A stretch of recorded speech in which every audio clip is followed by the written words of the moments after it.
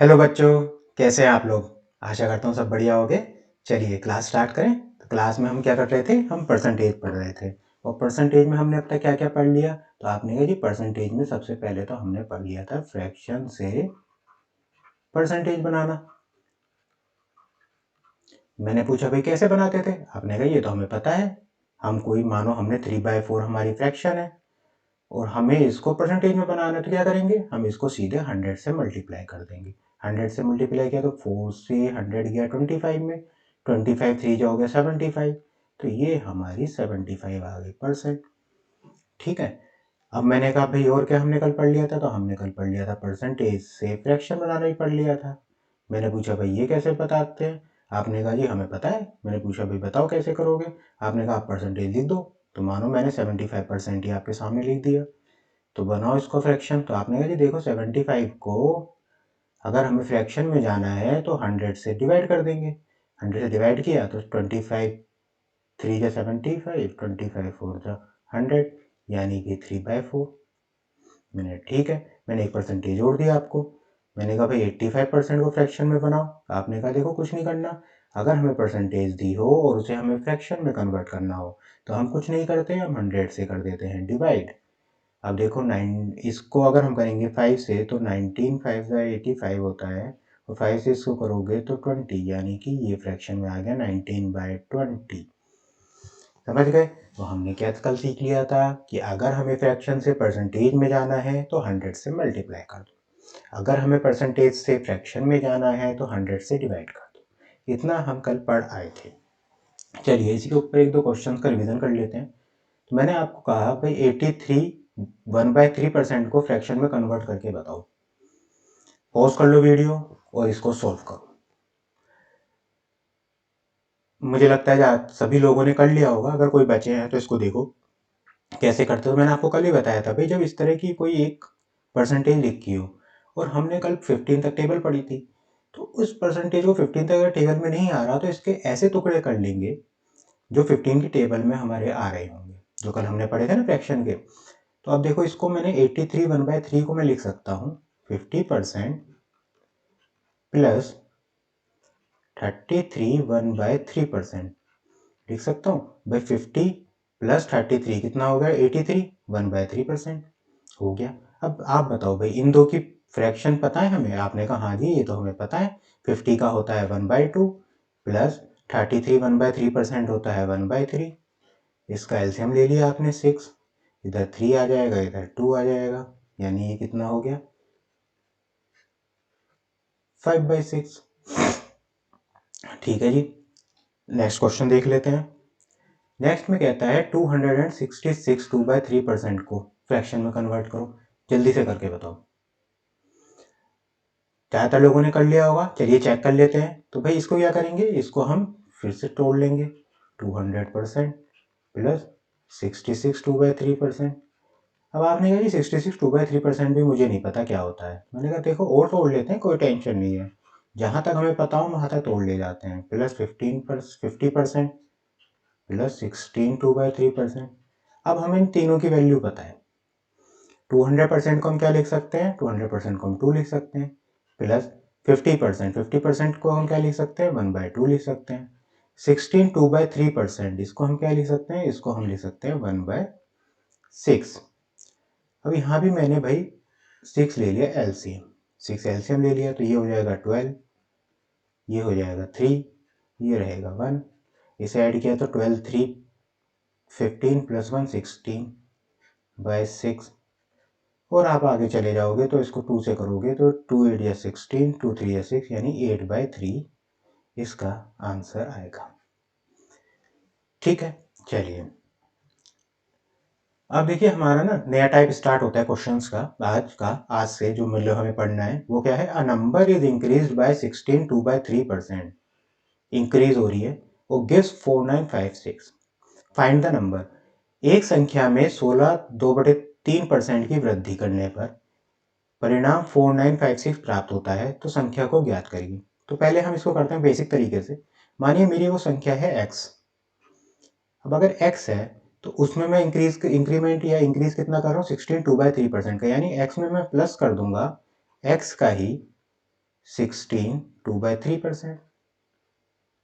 ये तो कह रहा है अ नंबर मैंने क्या माना x इज इंक्रीज, तो x में इंक्रीज हो रहा है, प्लस हो गया कितना, x का ही 16 2/3%। और ये हमें दे देता है वो 4956। ये हमें उसने कहा है। अब सोल्व करते हैं भाई, x प्लस भाई 16 2/3% को जानते हो क्या होता है, आपने कहा हाँ जी जानते हैं 1/6%, तो यहाँ लिख लेंगे, तो x/6 इक्वल टू 4956। इसे करोगे तो ये हो जाएगा 7x divided by 6 equals to 4956। या इसको लिख सकते हो 7x इक्वल्स टू 4956 इंटू 6। 7 से इसे डिवाइड कर लो भाई, 7 से करोगे तो 7 7 जा 49, 0 7 8 जा 56। तो x आ गया हमारा, इधर लिख लेते हैं, x आ गया हमारा 708 इंटू 6, इसे मल्टीप्लाई कर दो तो 6 8 जा 48, 6 7 जा 42, 4248 ये हमारा x होगा। ठीक है जी। अब इसको ना एक दूसरा तरीका होता है जिससे हम जल्दी सॉल्व कर लेते हैं, तो वो वाली चीज़ देख लेते हैं। बेसिक्स तो हमें समझ में आ गया कैसे करते हैं, है ना। चलिए देखिए, यहाँ पे दिया था इसने 16 2/3%, और आप जानते हो 16 2/3% होता है 1/6। पेन चेंज कर लूँ मैं, तो मैं कहता हूँ देखो, इसको अगर मैं लिख दूंगी तो इसको मैं ऐसे भी लिखता हूँ 6 इंटू 16 2/3% इक्वल्स टू 1। 6 को मैं इधर ले गया, यानी 6 का जो 16 2/3% है वो 1 होगा। आपने कहा ये हमें नहीं आया समझ में, क्या बोल रहे हैं आप। चलो देखो इसको ऐसे देखो, आपके सामने मैंने लिखा 20%, मैंने कहा इसको फ्रैक्शन बताओ, तो आपने कहा जी हमने कल पढ़ा था ये 1/5 होता है। तो मैं आपसे कह रहा हूँ कि 5 का 20% जो होता है ना वो 1 होगा। आपने कहा कैसे, तो निकाल लेते हैं 5 इंटू 20%, 5 का 20%, तो आपने कहा 5 इंटू 20 डिवाइडेड बाई 100, 25 ज़ा 100, 5 से ये गया तो आपने आ गया 1। तो मैं यही कह रहा हूँ 5 का 20% क्या होगा, 1 होगा, यानी जो ऊपर लिखा होता है और जो नीचे लिखा होता है, तो नीचे वाले का यहाँ पे जो परसेंटेज होता है ना वही ऊपर वाला होता है। फिर से एक चीज़ और देखो, 20%, 20% तो आपने कर लिया, इसको कर लेते हैं 25%।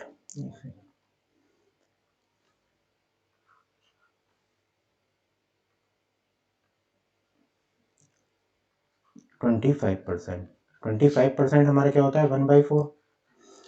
तो 4 का मैं क्या कह रहा हूँ, 4 का जो 25% होगा, मैंने पूछा भाई 4 का 25% क्या होगा, आपने 4 का जो 25% होगा वो ऊपर वाला होगा, यानी 1 होगा। 4 इंटू 25% इक्वल्स टू 1, यानी नीचे जो लिखा हो और यहाँ जो परसेंटेज लिखी हो तो वो नीचे वाला उसकी परसेंटेज बनाता है, और वो परसेंटेज कितनी होती है, ऊपर वाली। जैसे यहाँ पे मैंने कहा 6 का 16 2/3% क्या होगा, आपने कहा जी देखो 6 का 16 2/3% होगा 1, जो ऊपर लिखा है। 5 का 20% कितना होगा, 5 का 20% उसके ऊपर लिखा है होगा 1। 4 का 25% कितना होगा, कह रही जी 4 का 25% जो होगा ऊपर लिखा हुआ होगा, यानी कि 1। ठीक है, तो इस चीज को समझो, जो ऊपर लिखा होता है वो यहाँ जो परसेंटेज लिखी होती है नीचे वाले का मल्टीपल होता है, यानी नीचे वाले की जो यहाँ परसेंटेज लिखी है उससे कहेंगे, जैसे 4 की 25%, आपने जी 4 का 25% जो है वो ऊपर है, लिखा है 1। 5 का 20%, 5 का जो 20% है वो ऊपर लिखा हुआ है 1। 6 का 16 2/3%, आपने कहा जी ऊपर लिखा हुआ है। और देखो, मानो मैंने यहाँ पे सामने लिख दिया 33 1/3%, ये कितना होता है 1/3, यानी 3 का 33 1/3% कितना हुआ, आपने कहा जी ऊपर लिखा हुआ है, यानी 1। ठीक है, चलिए तो इसी बेसिस पे हम इस क्वेश्चन को सोल्व करेंगे। तो हमारे को इसने दिया हुआ था 16 2/3%, ये हमारा होता है 1/6। तो मैंने माना कि मेरा जो नंबर था ना वो ओरिजिनल नंबर, ओरिजिनल नंबर वो 6 था। तो कहता है 6 में 6 के ही 16 2/3% का इंक्रीज हुआ, तो 6 का 16 2/3% कितना है, आपने कहा देखो जी ऊपर लिखा है वही होता है। मैंने कहा भाई ठीक है 1, और ये हमें दे देता है कितना 4956। देखो नंबर मैंने क्या माना 6 में इंक्रीज हो रहा है 16 2/3% का, तो वो क्या दे रहा है 4956, यही हमने लिखा है। 6 में इंक्रीज हुआ 6 के 16 2/3% का, और हमें नंबर दे दिया 4956, यानी 7 यूनिट जो है वो मेरा 4956 के बराबर है। तो यहाँ से मैंने कहा भाई 1 यूनिट निकाल लो। कैसे निकलेगी? 7 से डिवाइड कर देंगे तो 7 7 जा 49, 0 7 8 जा 56। अब हमसे पूछता वो नंबर क्या है? भाई नंबर तो मैंने 6 माना था, ओरिजिनल नंबर 6 था, तो यहाँ पे 6 यूनिट निकाल लो। इसको 6 से मल्टीप्लाई कर देंगे 708 को, क्या आएगा? 6 8 जा 48, 6 7 जा 42, आ गया हमारा आंसर। ठीक है, हो सकता है अभी समझ ना आया, कोई टेंशन मत लो, इस पे ही हम 1-2 सवाल और करेंगे और समझते हैं, कोई टेंशन नहीं है। चलिए नेक्स्ट क्वेश्चन देखते हैं। If 8.33% of a number is subtracted from itself, then result becomes 2420। यदि किसी संख्या का 8.33% उसी में से घटा दिया जाए तो संख्या कितनी हो जाती है? 2420 हो जाती है। तो पहले हम इसे बेसिक तरीके से करते हैं। मानो मेरा वो जो संख्या है वो x है, x में से ही x का 8.33% को ना आप घटा देते हो तो आपको क्या मिलता है? आपको मिलता है 2420। अब x माइनस, अब मैंने कहा 8.33% क्या होता है? आपने कहा कि कल हमने पढ़ लिया था 1/12 होता है, तो ये x/12 हो गया इक्वल्स टू 2420, यानी कि 11x डिवाइडेड बाय 12 कितना हो गया? 2420, यानी कि 11x कितना हो जाएगा? 2420 इंटू 12। 11 से डिवाइड करोगे तो ये आएगा 11 2 या 22, फिर 11 2 या 22 और 0, यानी x हो गया मेरा 220 इंटू 12। अब 12 से करोगे तो 0 0, 12 2 या 24, 2 हासिल हो गया, 12 2 या 24 में 2 जोड़ोगे तो 26 हो गया, 2640 हमारा आंसर आ गया 2640। ये हमारी संख्या है। अब हमने जो मेथड था उससे करते हैं। भाई हमें दिया हुआ था 8.33%, ये हमारा होता है 1/12 के बराबर। ठीक है, 12 मैंने मान लिया ओरिजिनल नंबर, तो आपने लिखा भाई 12। वो कहता है 12 में से 12 का ही 8.33% अगर घटा दें तो 12 में से 12 का 8.33% क्या होता है? ये जो ऊपर लिखा हुआ है 1, इसको घटा दिया तो हमें मिलता है कितना? 2420, यानी 11 यूनिट जो है वो मेरे किसके बराबर है? 2420 के बराबर है। तो 1 यूनिट कितने के बराबर होगी? आपने कहा जी 11 से डिवाइड कर देते हैं, तो 11 2 या 22, 11 2 या 22, 0। अब उसने पूछा है वो नंबर क्या है? भाई ओरिजिनल नंबर तो मैंने 12 माना था, यानी 12 यूनिट, यानी 220 इंटू 12। जब इसे करोगे तो ये आएगा 2640। चलिए एक क्वेश्चन और देखते हैं इस पे।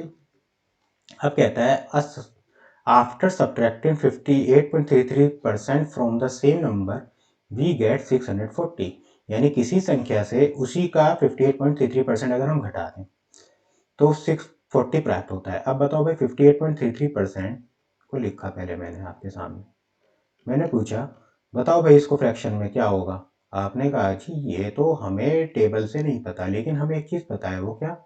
मैं अगर इसको लिख दूँ 50% प्लस 8.33%, इतना तो मुझे पता है। मैंने क्या होता है? आपने ये 50% होता है 1/2, 8.33% होता है 1/12। अब इसको ही कर लिया, एलसीएम लिया 12, यहाँ 6 यहाँ +1, यानी 7/12। तो 58.33%, या मैं इसको एक बार इधर साइड में लिख दूं तो 58.33% मेरा क्या हो गया? 7/12 हो गया। ठीक है जी, 12 को हमने मान लिया ओरिजिनल नंबर। ठीक है जी, आपने कहा जी 12 है, और 12 में से मैं क्या करता हूँ? उसी संख्या से उसी का 58.33% घटा देता हूँ। तो 12 का 58.33% कितना होगा? मैंने पूछा, आपने जी जो ऊपर लिखा होता है वही तो होता है, तो ऊपर क्या लिखा है? 7 कर दो, 12 में से माइनस किया 7, कितना आ रहा है? आपने कहा जी ये आता है मेरे पास 640, यानी 12 में 7 गए, यानी 5 यूनिट जो है वो मेरा 640 के बराबर है। तो 1 यूनिट किसके बराबर होगी? आपने कहा जी 5 से इसे डिवाइड कर देते हैं, 5 1 जा 5, 5 2 जा 10, 5 8 जा 40, तो 12 यूनिट किसके बराबर होंगी? आपने कहा जी 128 को 12 से मल्टीप्लाई कर दो, मैंने कर दो, तो 12 8 जा होता है 96, 9 ऊपर गया, 12 2 जा होता है 24, 24 में 9 जोड़ोगे 33, 3 हाथ से चला गया, और 12 में 3 जोड़े तो 15 हो गया। ओके, यहाँ पे आएगा, एक सेकेंड, लिखने में गलती कर दी, दोबारा से कर देते हैं। 12 8 जो होता है 96, 9 ऊपर चला गया, 12 2 जा 24, 24 में 9 जोड़ोगे 33, 3 हासिल गया, 12 1 जा 12, 12 में 3 जोड़े तो 15, 1536 इसका आंसर है। ठीक है, चलिए नेक्स्ट क्वेश्चन देखते हैं। अब price of sugar is increase by, चलिए ये हमारा नेक्स्ट टाइप शुरू होता है, तो इसको करने से पहले ना कॉन्सेप्ट को समझो आप।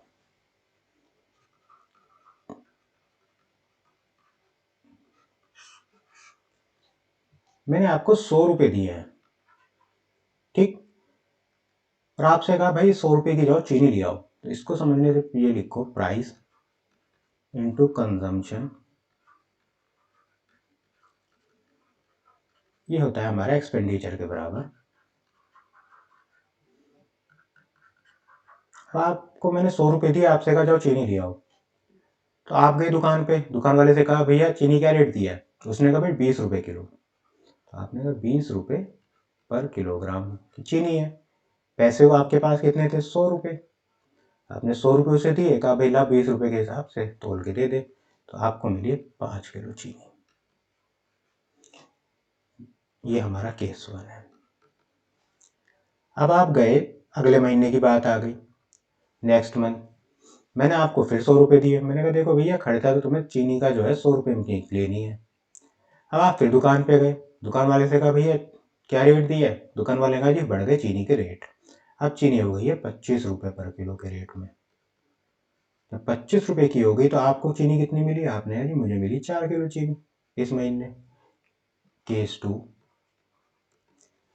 हमारा आप एक चीज ध्यान करो, एक्सपेंडिचर सेम है, सेम कह सकता हूँ या मैं कह सकता हूँ कॉन्स्टेंट है। अब यहाँ पे एक चीज नोटिस करना, प्राइस, प्राइस का अगर मैं रेशियो लेता हूँ तो पहला प्राइस कितना था 20 रुपये, फिर कितना हो गया 25, इसका रेशियो लिया तो आपका कितना आ गया, 5 से करोगे 5 4 20, 5 5 25, यह है कंजप्शन।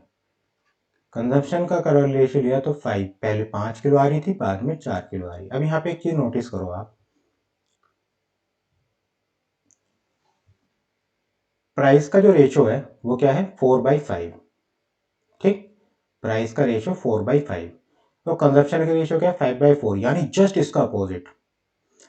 पहले 4 से, यानी पहले 4 की चीज मिल रही थी, फिर बाद में 5 की मिल रही थी, तो पहले हम 5 की खपत होती थी, फिर 4 की होने लगी, जस्ट उल्टा है।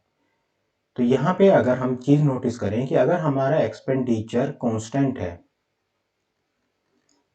तो जिस रेशियो में प्राइस बढ़ेगा, यहाँ प्राइस बढ़ रहा है 4 से 5 गया, जिस रेशियो में प्राइस बढ़ेगा उसके जस्ट अपोजिट रेशियो में, जस्ट अपोजिट, 5 से 4 हो रहा है ना, यहाँ 4 से 5 गया तो इसके जस्ट अपोजिट हो गया 5 से 4, उसके जस्ट अपोजिट रेशियो में मेरा कंजप्शन घटेगा। अब मैंने कहा कि आपसे कहता हूं कि अगर जिस रेशियो में प्राइस घटेगा उसके जस्ट अपोजिट रेशियो में कंजप्शन बढ़ेगा। आपने कहा देखो सर हमने जो तुमने बताया यहाँ पे प्राइस बढ़ने का बताया, मैं नहीं मानता घटने का होगा, तो मान लेते हैं, इसको भी करके देखते हैं। भाई देखो प्राइस इनटू कंजम्पशन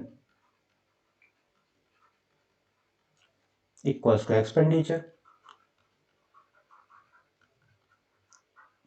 तो यहाँ भी आपके पास 100 ही रुपए हैं। अब आप दुकान पे गए, दुकान वाले ने कहा भी 50 रुपए पर केजी के हिसाब से है, तो आपको मिलेगी कितनी, 2 किलो चीनी मिली। अगले महीने गए आप 100 रुपये लेकर, अब गया क्या, रेट गए घट, अब हो गई 40 रुपये पर केजी की, आपको कितनी मिलेगी, 40 रुपये में 2.5 किलो मिलेगी। ठीक है, तो यहाँ पे ये केस 1 है, ये केस 2 है।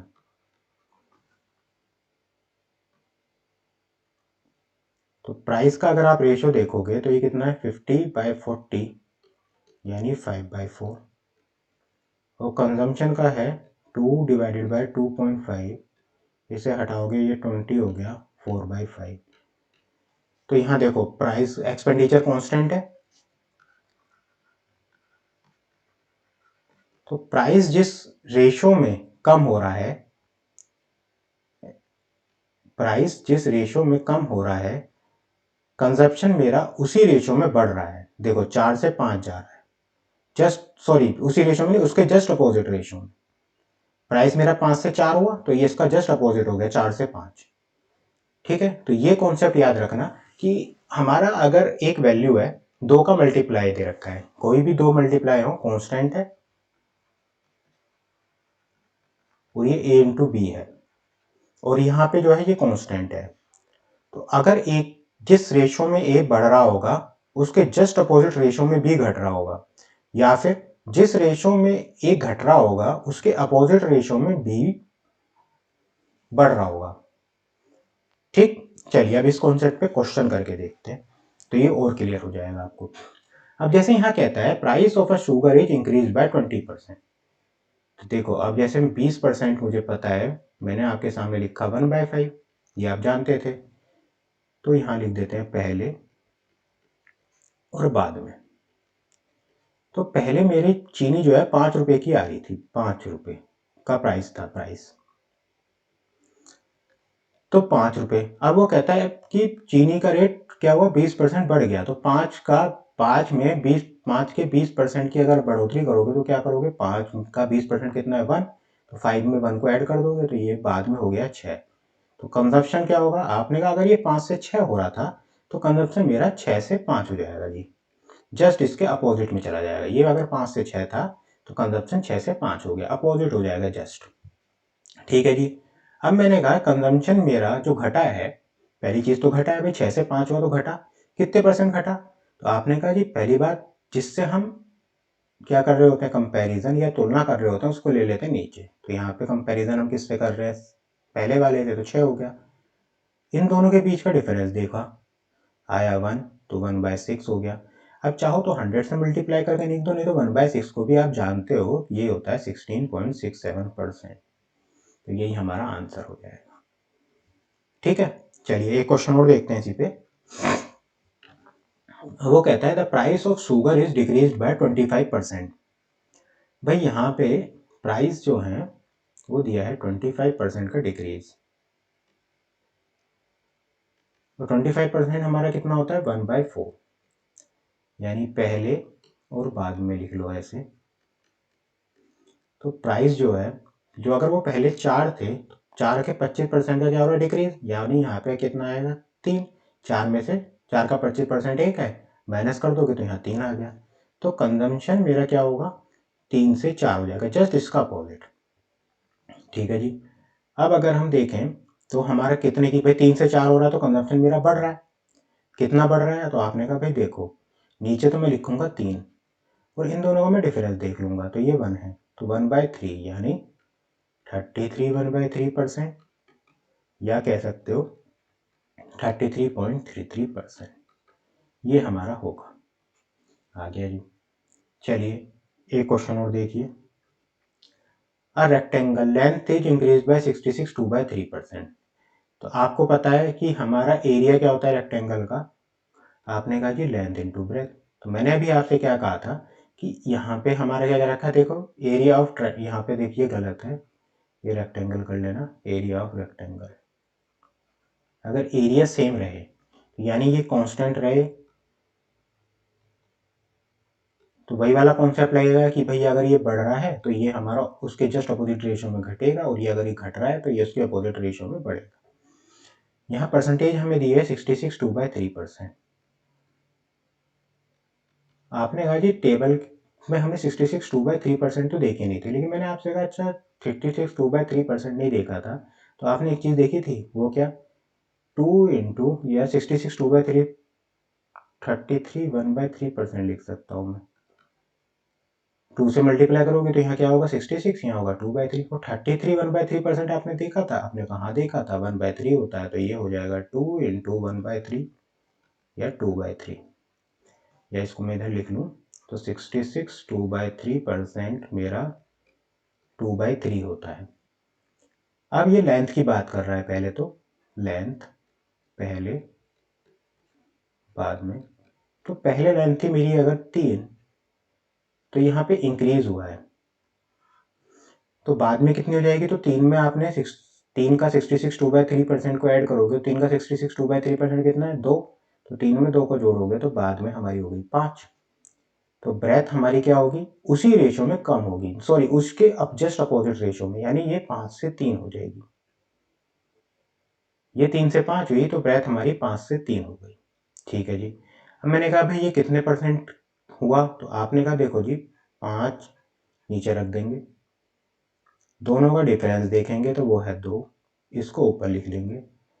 अब मैंने कहा भाई 2/5 का कैसे निकालोगे फ्रैक्शन? तो आपने कहा या तो 100 से मल्टीप्लाई कर देंगे, तो 100 से मल्टीप्लाई कर दो भाई, 5 से इसे क्या तो 20 यानी 40% आ गया, आपका इसका आंसर आ गया। ठीक है ना? चलिए ओके, तो आज का ना हमारा लेक्चर यहाँ पे एंड होता है। और आपको जहाँ भी प्रॉब्लम हो बेहिचक करके कमेंट में मुझे बताओ, वो जिम्मेदारी मेरी है, मैं आपको कैसे समझाऊंगा। और जहाँ तक हमने कर लिया अब तक हमारे कई तरह के टाइप्स हो गए, आज भी हो गए, इन पे क्वेश्चंस बहुत आते हैं। देखो इस कॉन्सेप्ट को अच्छे से समझ लेना, क्योंकि हमेशा क्वेश्चन पूछे जाते हैं इन कॉन्सेप्ट पे जो आज मैंने टॉपिक आपसे किया है। और क्वेश्चन करो, कहीं प्रॉब्लम आती है तो मुझसे कमेंट बताओ, मैं आपको समझाऊंगा, चाहे मुझे दोबारा वीडियो बनाना पड़े, वो मेरी हेडेक है। आप परेशान मत हो, आप मुझसे पूछो। ठीक है, चलिए ओके बाय।